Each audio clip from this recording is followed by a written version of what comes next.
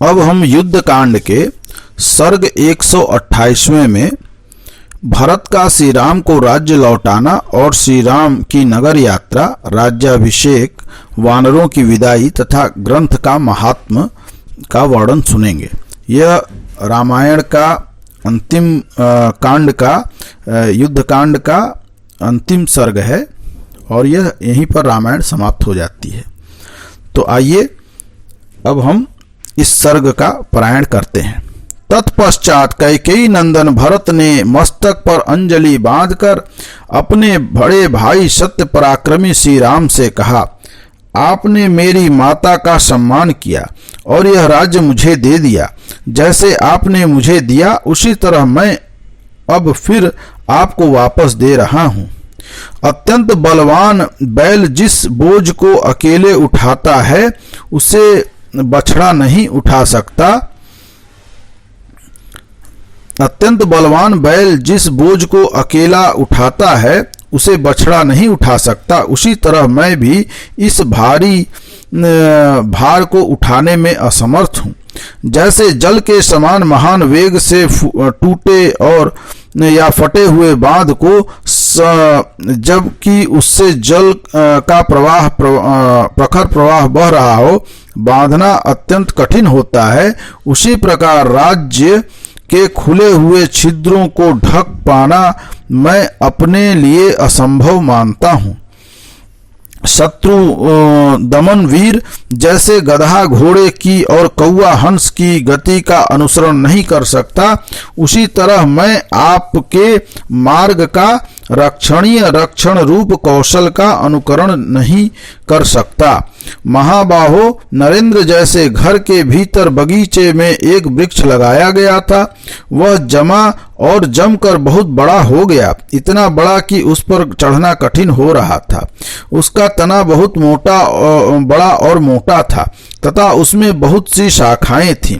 उस वृक्ष में फूल लगे किंतु वह अपने फल नहीं दिखा सके। इसी दशा में टूटकर धराशायी हो गया। लगाने वालों ने जिन फलों के उद्देश्य से उस वृक्ष को लगाया था उनका अनुभव वे नहीं कर सके। यही उपमा उस राजा के लिए भी हो सकती है जिसे प्रजा ने अपनी रक्षा के लिए पाल पोष कर बड़ा किया और बड़े होने पर वह उनकी रक्षा से मुंह मोड़ने लगा। इस कथन के तात्पर्य को आप समझें। यदि भर्ता हो करके भी आप हम भृत्यों का भरण पोषण नहीं करेंगे तो आप भी उस निष्फल वृक्ष के समान ही समझे जाएंगे। रघुनंदन, अब तो हमारी यही इच्छा है कि जगत के सब लोग आपका राज्याभिषेक देखें।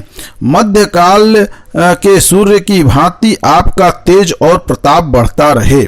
आप विविध वाद्यों की मधुर ध्वनि, कांची तथा नुपुरों की झंकार और गीत के मनोहर शब्द सुनकर सोएं और जागें। जब तक नक्षत्र मंडल घूमता है और जब तक यह पृथ्वी स्थित है तब तक आप इस संसार के स्वामी बने रहें। इसको संस्कृत में यह बहुत महत्वपूर्ण श्लोक है। इस श्लोक से आपको यह जानकारी मिलती है, ज्ञात होता है कि आज भी श्री रामचंद्र जी इस संसार के राजा हैं, वह हमेशा के लिए ही राजा हैं। श्लोक इस प्रकार है, यावदा वर्तते चक्रम यावती च वसुंधरा तावत् त्वमिह लोकस्य स्वामित्वमनुवर्तय। अर्थात जब तक नक्षत्र मंडल घूमता है और जब तक यह पृथ्वी स्थित है तब तक आप इस संसार के स्वामी अर्थात राजा बने रहें। भरत की यह बात सुनकर शत्रु नगरी पर विजय पाने वाले भगवान श्री राम ने तथास्तु कहकर उसे मान लिया और वे एक सुंदर आसन पर विराजमान हुए।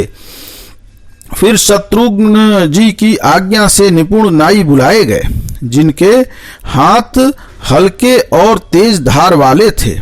तेज चलने वाले थे। उन सब ने श्री रघुनाथ जी को घेर लिया। पहले भरत ने स्नान किया, फिर महाबली लक्ष्मण ने, तत्पश्चात वानर राज सुग्रीव और राक्षस राज विभीषण ने भी स्नान किया। तदंतर जटा का शोधन करके श्री राम ने स्नान किया। फिर विचित्र पुष्पमाला, सुंदर अनुलेपन और बहुमूल्य पीताम्बर धारण करके आभूषणों की शोभा से प्रकाशित होते हुए वे सिंहासन पर विराजमान हुए। इक्ष्वाकु कुल की कीर्ति बढ़ाने वाले शोभाशाली पराक्रमी वीर शत्रुघ्न ने श्री राम और लक्ष्मण को श्रृंगार धारण कराया। उस समय राजा दशरथ की सभी मनस्विनी रानियों ने स्वयं अपने हाथों से सीता जी का मनोहर श्रृंगार किया। पुत्र वत्सला कौशल्या ने अत्यंत हर्ष और उत्साह के साथ बड़े यत्न से समस्त वानर पत्नियों का सुंदर श्रृंगार किया। तत्पश्चात शत्रुघ्न जी की आज्ञा से सारथी सुमंत्र जी की एक सर्वांग सुंदर रथ जोत कर ले आए। अग्नि और सूर्य के समान देदीप्यमान उस दिव्य रथ को खड़ा देख शत्रु नगरी पर विजय पाने वाले महाबाहु श्री राम उस पर आरूढ़ हुए। सुग्रीव और हनुमान जी दोनों देवराज इंद्र के समान कांतिमान थे। दोनों के कानों में सुंदर कुंडल शोभा पा रहे थे। वे दोनों ही स्नान करके दिव्य वस्त्रों से विभूषित हो नगरी की ओर चले। सुग्रीव की पत्नियां और सीता जी समस्त आभूषणों से विभूषित और सुंदर कुंडलों से अलंकृत हो नगर देखने को की उत्सुकता मन में लिए सवारियों पर चली। अयोध्या में राजा दशरथ ने के मंत्री पुरोहित वशिष्ठ जी को आगे करके श्री रामचंद्र जी के राज्याभिषेक के विषय में आवश्यक विचार करने लगे। अशोक, विजय और सिद्धार्थ ये तीनों मंत्री एकाग्रचित हो श्री रामचंद्र जी के अभ्युदय तथा नगरी की समृद्धि के लिए परस्पर मंत्रणा करने लगे। उन्होंने सेवकों से कहा, विजय के योग्य जो महात्मा श्री रामचंद्र जी हैं, उनके अभिषेक के लिए जो जो आवश्यक कार्य करना है वह सब मंगल पूर्वक तुम सब लोग करो। इस प्रकार आदेश देकर वे मंत्री और पुरोहित जी श्री रामचंद्र जी के दर्शन के लिए तत्काल नगर से बाहर निकले। जैसे सहस्त्र नेत्रधारी इंद्र हरे रंग के घोड़ों से जुते हुए रथ पर बैठकर यात्रा करते हैं, उसी प्रकार निष्पाप श्री राम एक श्रेष्ठ रथ पर आरूढ़ हो अपने उत्तम नगर की ओर चले। उस समय भरत ने सारथी बनकर घोड़ों की बागडोर अपने हाथ में ले रखी थी। शत्रुघ्न ने छत्र लगा रखा था और लक्ष्मण उस समय श्री रामचंद्र जी के मस्तक पर चमर डुला रहे थे। एक ओर लक्ष्मण थे और दूसरी ओर राक्षस राज विभीषण थे। उन्होंने चंद्रमा के समान कांतिमान दूसरे श्वेत चमर हाथ में ले रखा था। उस समय आकाश में खड़े हुए ऋषियों तथा मरुदगणों सहित देवताओं के समुदाय श्री रामचंद्र जी के स्तवन की मधुर ध्वनि सुन रहे थे। तदंतर महातेजस्वी वानरराज सुग्रीव शत्रुंजय नामक पर्वताकार गजराज पर आरूढ़ हुए। वानर लोग 9000 हाथियों पर चढ़कर यात्रा कर रहे थे। वे उस समय मानव रूप धारण किए हुए थे और सब प्रकार के आभूषणों से विभूषित थे। पुरुष सिंह श्री राम शंख ध्वनि तथा दुदुम्भियों की गंभीर नाद के साथ प्रासाद मालाओं से अलंकृत अयोध्यापुरी की ओर प्रस्थित हुए। अयोध्या वासियों ने अतिरथ श्री रघुनाथ जी को रथ पर बैठकर आते देखा। उनका श्री विग्रह दिव्य कांति से प्रकाशित हो रहा था और उनके आगे आगे अग्रगामी सैनिकों का जत्था चल रहा था। उन सब ने आगे बढ़कर श्री रघुनाथ जी को बधाई दी और श्री राम ने भी बदले में उनका अभिनंदन किया। फिर वे सब पूर्ववासी भाइयों से घिरे हुए महात्मा श्री राम के पीछे पीछे चलने लगे।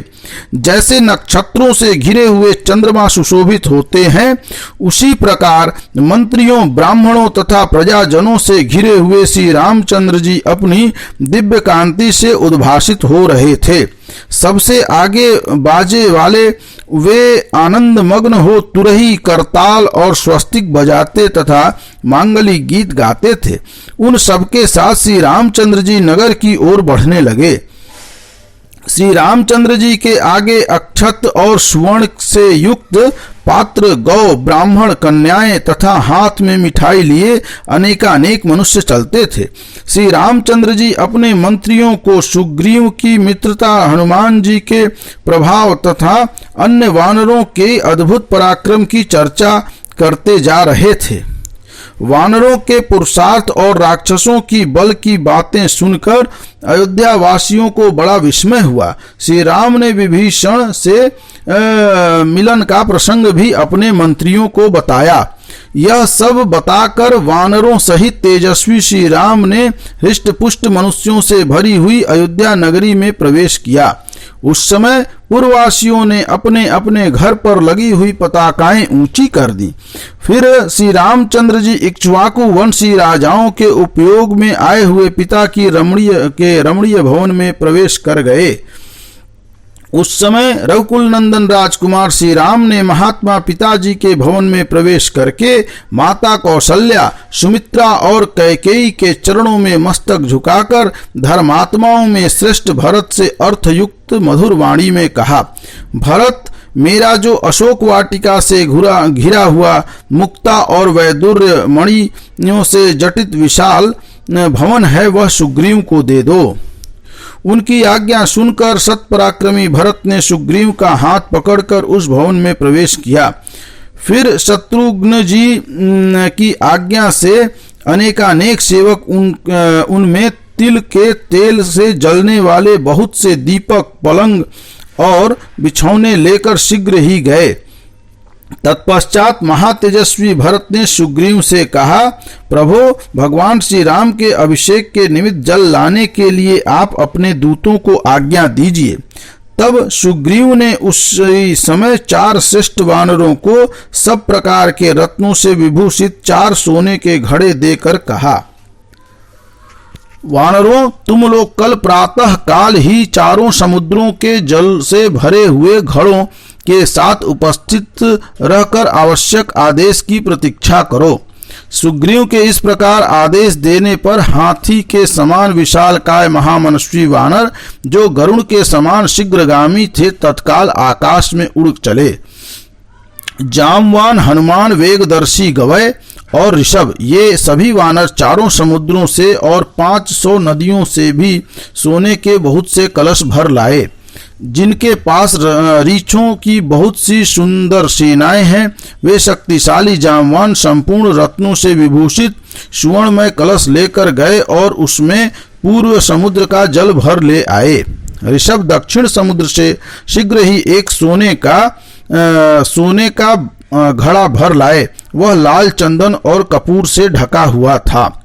वायु के समान वेगशाली गवय एक रत्न निर्मित विशाल कलश के साथ पश्चिम दिशा के महासागर से शीतल जल भर लाए।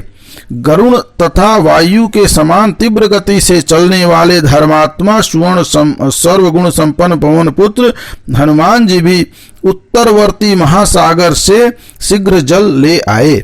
उन श्रेष्ठ वानरों के द्वारा लाए हुए उस जल को देखकर मंत्रियों सहित शत्रुघ्न ने वह सारा जल श्री राम के अभिषेक के लिए पुरोहित वशिष्ठ जी तथा अन्य सुहृदयों को समर्पित कर दिया। तदंतर ब्राह्मणों सहित शुद्ध चित्ता वृत्त वशिष्ठ जी ने सीता सहित श्री रामचंद्र जी को रत्नमयी चौकी पर बैठाया। तत्पश्चात जैसे 8 वसुओं ने देवराज इंद्र का अभिषेक कराया था, उसी प्रकार वशिष्ठ, वामदेव, जाबाली, कश्यप, कात्यायन, सुयश, गौतम और विजय, इन 8 मंत्रियों ने स्वच्छ एवं सुगंधित जल के साथ सीता सहित पुष्पप्रवर श्री रामचंद्र जी का अभिषेक कराया। सबसे पहले उन्होंने संपूर्ण औषधियों के रसों तथा पूर्वोक्त जल से ऋत्विग ब्राह्मणों द्वारा, फिर 16 कन्याओं द्वारा, तत्पश्चात मंत्रियों द्वारा अभिषेक करवाया। इसके बाद अन्यान्य योद्धाओं और हर्ष से भरे हुए श्रेष्ठ व्यवसायियों को भी अभिषेक का अवसर दिया गया। उस समय आकाश में खड़े हुए समस्त देवताओं और एकत्र हुए चारों लोकपालों ने भी भगवान श्री राम का अभिषेक किया। तदंतर ब्रह्मा जी का बनाया हुआ रत्न शोभित एवं दिव्य देदीप्यमान किरीट, जिसके द्वारा पहले पहल मनु जी का और फिर क्रमशः उनके सभी वंशधारी राजाओं का अभिषेक हुआ था, भांति भांति के रत्नों से विचित्र सुवर्ण निर्मित एवं महान वैभव से शोभायमान सभा भवन में अनेक रत्नों से बनी हुई चौकी पर विधि पूर्वक रखा गया। फिर महात्मा वशिष्ठ जी ने अन्य ऋत्विज ब्राह्मणों के साथ उस किरीट से और अन्य आभूषणों से श्री रघुनाथ जी को विभूषित किया।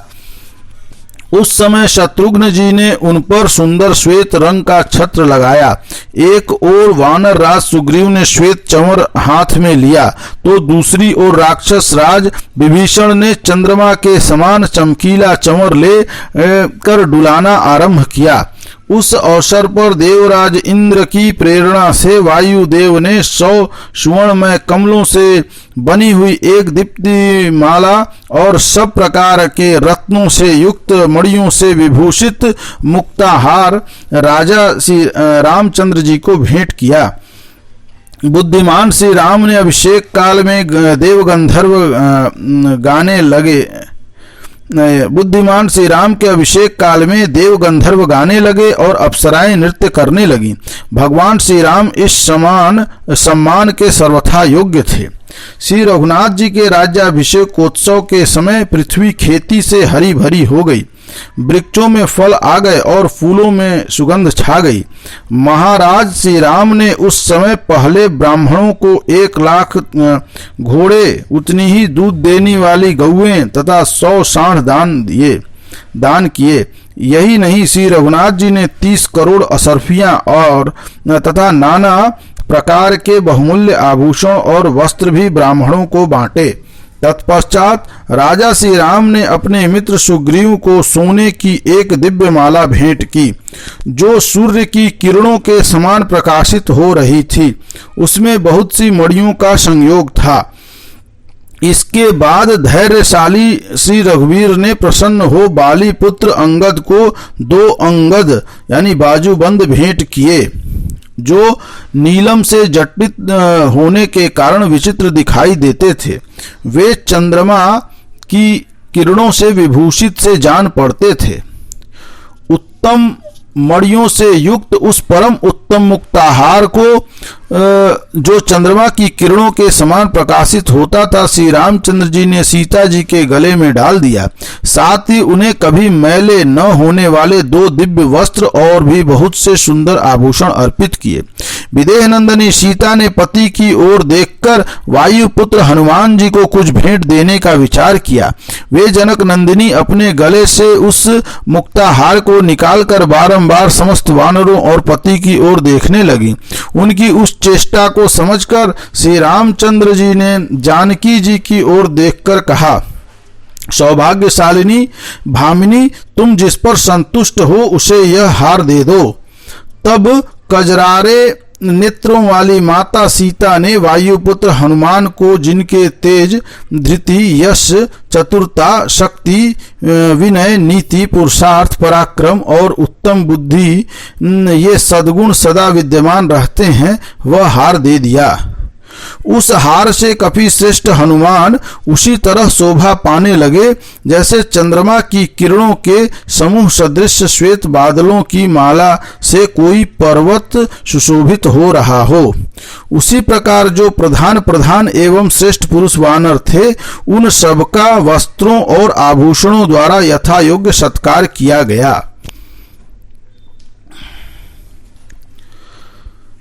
अनायास ही महान कर्म करने वाले श्री राम ने विभीषण, सुग्रीव, हनुमान तथा जामवान आदि सभी श्रेष्ठ वानरों का मनोवांछित वस्तुएं एवं प्रचुर रत्नों द्वारा यथा योग सत्कार किया। वे सब के सब प्रसन्न चित्त होकर जैसे आए थे उसी तरह अपने अपने स्थान को चले गए। तत्पश्चात शत्रुओं के संताप देने वाले राजा श्री रघुनाथ जी ने द्विध, मैंद और नील की ओर देखकर उन सबको मनोवांछा पूर्वक गुणों से युक्त सब प्रकार के उत्तम रत्न आदि भेंट किए। इस प्रकार भगवान श्री राम का राज्याभिषेक देखकर सभी महामनस्वी श्रेष्ठ वानर महाराज श्री राम से विदा लेकर किष्किंधा को चले गए। वानर से सुग्रीव ने भी श्री राम के राज्याभिषेक का उत्सव देखकर उनसे पूजित हो किष्किंधापुरी में प्रवेश किया। महायशस्वी धर्मात्मा विभीषण भी अपने कुल का वैभव, अपना राज्य पाकर अपने साथी श्रेष्ठ निशाचरों के साथ लंकापुरी को चले गए। अपने शत्रुओं का वध करके परम उदार महायशस्वी श्री रघुनाथ जी बड़े आनंद से समस्त राज्य का शासन करने लगे। उन धर्मवत्सल श्री राम ने धर्मज्ञ लक्ष्मण से कहा, धर्मज्ञ लक्ष्मण, पूर्ववर्ती राजाओं ने चतुरंगणी सेना के साथ जिसका पालन किया था उसी इस भूमंडल के राज्य पर तुम मेरे साथ प्रतिष्ठित हो जाओ। अपने पिता पितामह और प्रतिमहों से जिस राज्य भार को पहले धारण किया था उसी को मेरे ही समान तुम भी युवराज पद पर स्थित होकर धारण करो। परंतु श्री रामचंद्र जी के इस तरह से समझाने और नियुक्त किए जाने पर भी जब सुमित्रा कुमार लक्ष्मण ने उस पद को नहीं स्वीकार किया तब महात्मा श्री राम ने भरत को युवराज पद पर अभिषिक्त किया। राजकुमार महाराज श्री राम ने अनेक बार पौंडरीक, अश्वमेघ, वाजपेय तथा अन्य नाना प्रकार के यज्ञों का अनुष्ठान किया। श्री रघुनाथ जी ने राज्य पाकर 11 सहस्त्र वर्षों तक उसका पालन और 100 अश्वमेध यज्ञों का अनुष्ठान किया। उन यज्ञों में उत्तम अश्व छोड़े गए थे तथा ऋत्विजों को बहुत अधिक दक्षिणाएं बांटी गई थीं। उनकी भुजाएं घुटनों तक लंबी थीं। उनका वक्ष स्थल विशाल एवं विस्तृत था। वे बड़े प्रतापी नरेश थे। लक्ष्मण को साथ लेकर श्री राम ने इस पृथ्वी का शासन किया। अयोध्या के परम उत्तम राज्य को पाकर धर्मात्मा श्री राम ने सुहृदयों, कुटुंबी जनों तथा भाई बंधुओं के साथ अनेक प्रकार के यज्ञ किए। श्री राम के राज्य शासन काल में कभी विधवाओं का विलाप नहीं सुनाई पड़ता था। सर्प आदि दुष्ट जंतुओं का भय भी नहीं होता था और रोगों की भी आशंका नहीं थी। संपूर्ण जगत में कहीं चोरों और या लुटेरों का नाम भी नहीं सुना जाता था। कोई भी मनुष्य अनर्थकारी कार्यों में हाथ नहीं डालता था और बूढ़ों को बालकों के अंत्येष्टि संस्कार नहीं करने पड़ते थे। सब लोग सदा प्रसन्न ही रहते थे। सभी धर्मपरायण थे और श्री राम पर ही बारंबार दृष्टि रखते हुए वे कभी एक दूसरे को कष्ट नहीं पहुंचाते थे। श्री राम के राज्य शासन करते समय लोग सहस्त्रों वर्षों तक जीवित रहते थे, सहस्त्रों पुत्रों के जनक होते थे। उन्हें किसी प्रकार का रोग या शोक नहीं होता था। श्री राम के राज्य शासन काल में प्रजा वर्ग के भीतर केवल राम राम राम की ही चर्चा होती थी। सारा जगत श्री राममय हो रहा था। श्री राम के राज्य में वृक्षों की जड़ें सदा मजबूत रहती थीं। वे वृक्ष सदा फूलों और फलों से लदे रहते थे। मेघ प्रजा की इच्छा और आवश्यकता के अनुसार ही वर्षा करते थे। वायु मंद गति से चलती थी जिससे उसका स्पर्श सुखद जान पड़ता था।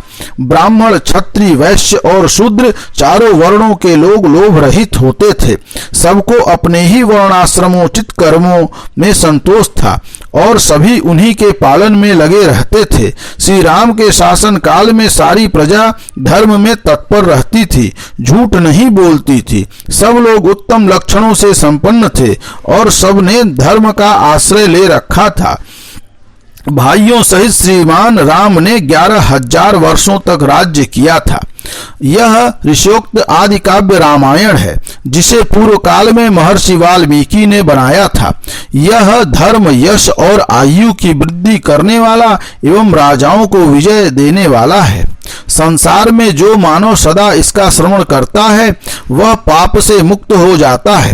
श्री राम के राज्याभिषेक के प्रसंग को सुनकर मनुष्य इस जगत में यदि पुत्र का इच्छुक हो तो पुत्र, धन का अभिलाषी हो तो धन पाता है। राजा इस काव्य का श्रवण करने से पृथ्वी पर विजय पाता है और शत्रुओं को अपने अधीन कर लेता है। जैसे माता कौशल्या श्री राम को, सुमित्रा लक्ष्मण को और कैकेयी भरत को पाकर जीवित पुत्रों की माताएं कहलाएं, उसी प्रकार संसार की दूसरी स्त्रियां भी इस आदि काव्य के पाठ और श्रवण से जीवित पुत्रों की जननी, सदा आनंद मग्न तथा पुत्र पौत्रों से संपन्न होंगी।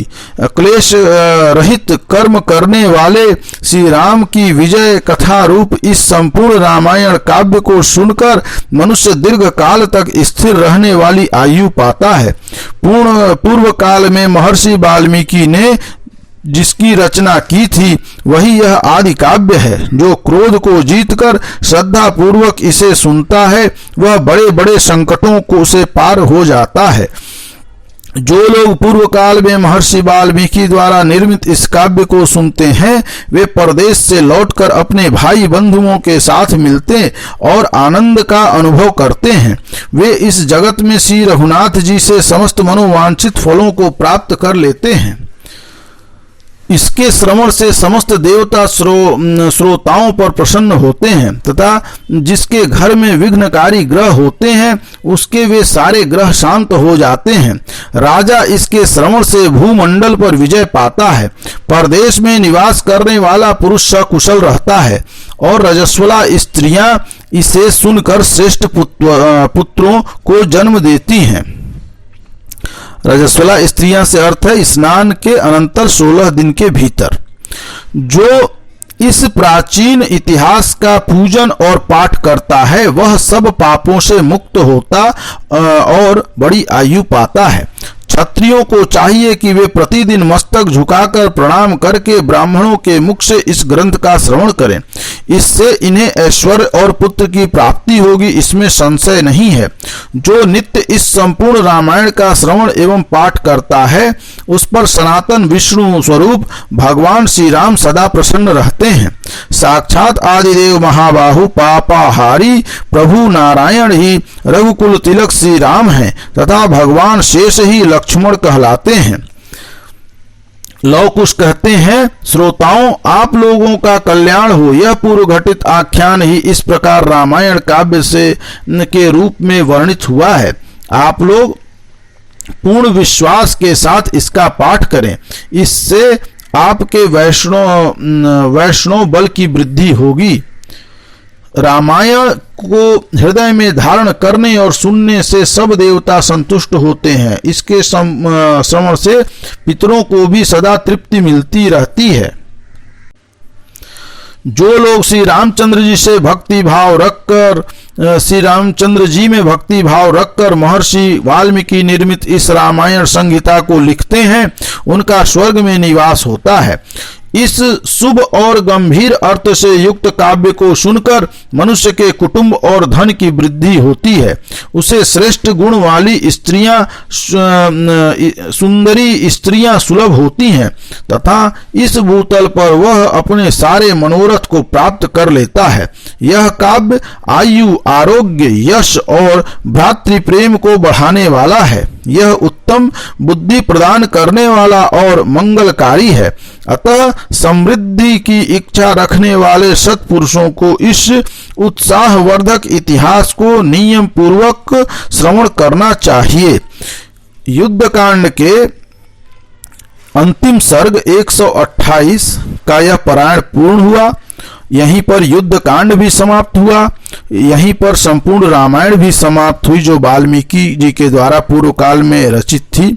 इस प्रकार एक बार पुनः आप बोलें राजा रामचंद्र की जय।